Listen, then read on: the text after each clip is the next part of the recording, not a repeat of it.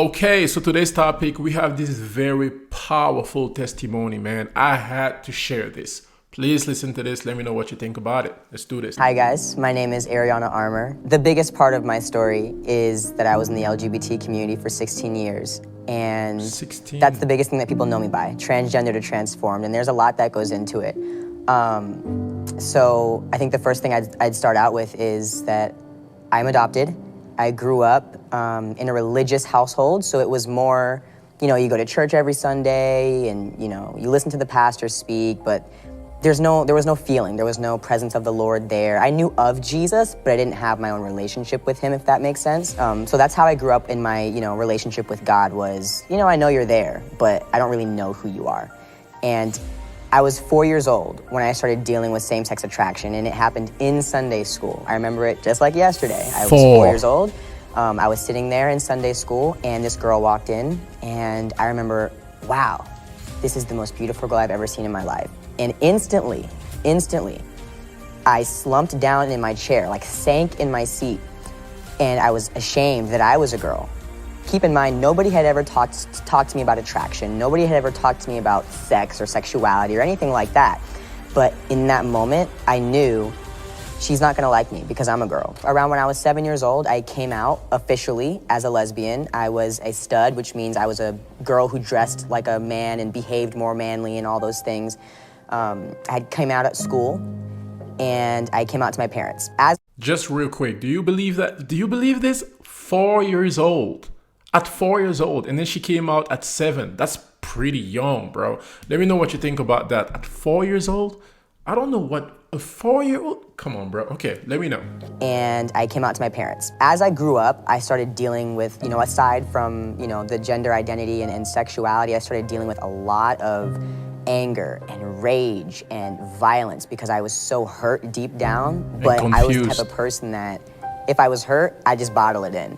Because anytime I had expressed how I was feeling, whether it was about my identity or about God or just anything at all, it was shut down. I ended up in a lot of mental hospitals on a lot of medications for things that I didn't even have. But because people were scared of me and they didn't know what to do to help and they didn't know what they could do, they decided to put me in a lot of mental hospitals, psych wards, medicines, counseling, psychiatrists, all of it. I've been in and out of mental hospitals at least more than 10 times in my life. So that also played into me pushing God away because I didn't understand why on earth a loving God would give me all these mental issues and allow me to struggle and suffer with these feelings and desires and these thoughts that I didn't ask for. And when I sought help, it became worse.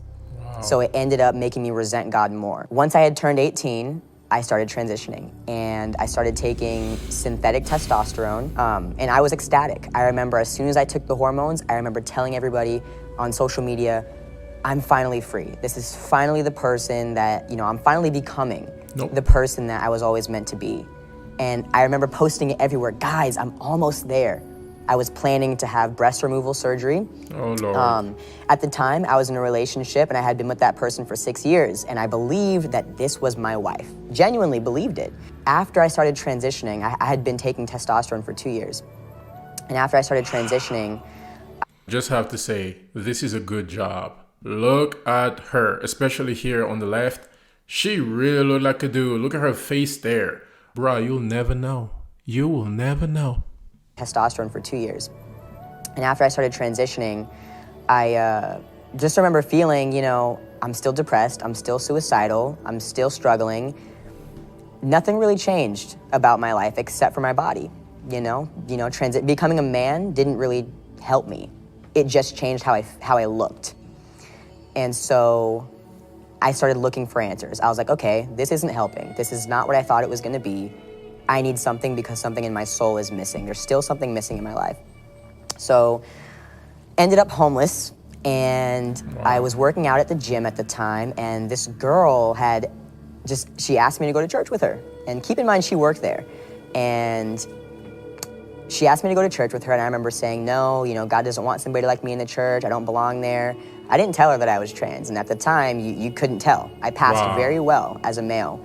But long story short, I ended up going that day and I encountered God for the first time ever. I received so much and I I felt the love of God for the first time in my life. That was November 20th of 2019. So after I met Jesus that day, I pursued him for an entire year. I was reading my word, I was praying, I was still transgender during this time.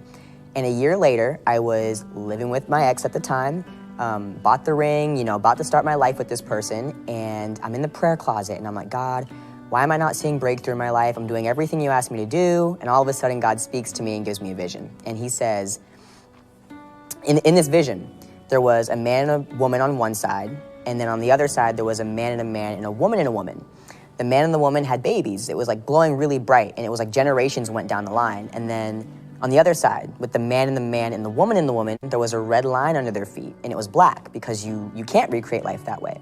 So I'm staring at this like vapor, like this vision in front of my face, and God speaks to me, and he says, I made man and woman so you could recreate and share the good news of my son, Jesus Christ. And he says, if the devil can convince somebody, a little boy or a little girl, a man or a woman, that they are gay, lesbian, or trans, he said, not only is the devil going against my will, because the devil's will is always against God's will, but the devil is wiping out entire family bloodlines and generations of people that I intended to be born will not exist for my glory. So I just remember feeling, wow, I've been really selfish my whole life. Everything in my life was based on my feelings. Oh, I feel like I'm a lesbian. I feel like I'm trans. I feel like God hates me. And I was wrong.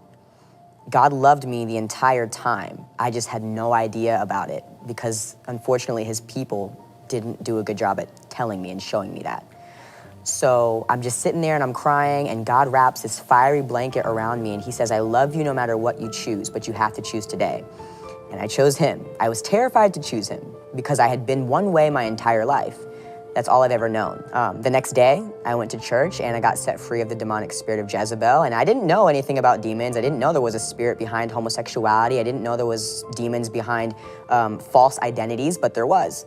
And I know now that James Harley, which was the name that I went by, James was a false identity. That was never who I was. But the devil stole my identity from a very young age, and that's why I believed I was born that way, because I was 4 and I didn't know better. So I can honestly sit here and tell you now, the desire to be with a woman is gone. The desire to be a man is gone. Where I once desired to be a man, I desire to have a man. Where I once desired to be a husband, I desire a husband. And that's not something I ever thought would ever happen to me in my life.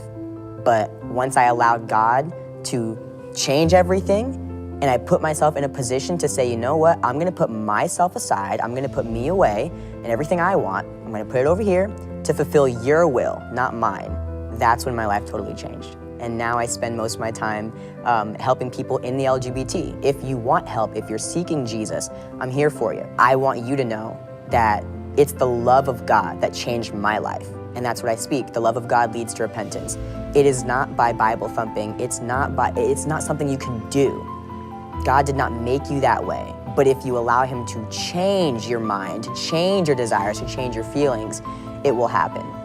And that doesn't come by praying the gay away. It doesn't come by something you can do. It's not in your power, it's in his. He wants your heart. He's not looking for perfection. He's looking for people who are willing. Are you willing to let go of your identity? Are you willing to let go of your sexuality? Are you willing to put everything else aside to see what he has for you? So he loves you just as you are. And if you will receive that love, open up your heart and receive that, allow him to love you and change everything, it'll happen for you. Right, bro. How beautiful is this, bro? Like, how powerful is this testimony? I'm not gonna lie, the first time I watched this video, I was like, I gotta post this. I gotta share this. I have to share this with everybody. I mean, if you never watched it, of course, I truly believe she went through a difficult experience and God got her out of it. It doesn't matter what you're going through, bro. If you ask for God's help, it'll come through. You don't have to be perfect. I mean, just like her, she wasn't perfect. She thought because she was a lesbian, because she went through the whole transgender thing, she thought she wasn't worthy or she wasn't a child of God. But look what happened to her, man. This is beautiful. This is so powerful. I had to share this. And I hope this girl's testimony can, I don't know, help somebody. Maybe there's somebody out there looking for some answers, somebody going through something similar. I hope this video can help you. So powerful. Let me know what you think about this, and God bless you. Catch you on the next one. Very, very powerful, man.